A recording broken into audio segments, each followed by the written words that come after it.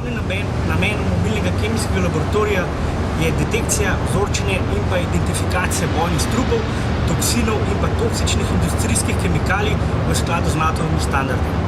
Vzorčevalci nam s terena prenesejo vzorce, mi jih sprejmemo skozi tako imenovani vhod za vroči vnos vzorca.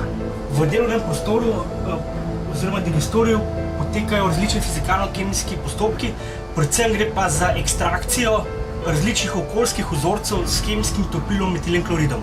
Ko prenesemo vzorec v vijali ven, ga damo v tale aparat, to je v bistvu srce našega laboratorija, to je plinski kromatograf.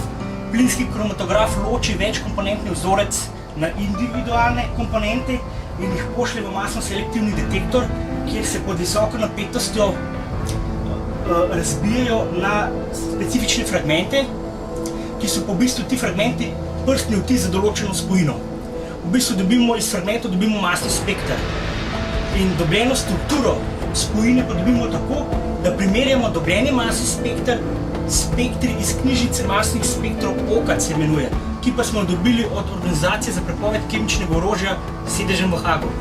Na koncu analitik povrednoti dobljene rezultate in napiše poročilo in ga potem odda poveljniku laboratorijske čete. Ostala analitika oprema, ki jo še imamo, je dvopromenski fotometrični detektor, če vzorec vsebuje fosfor oziroma žveplo.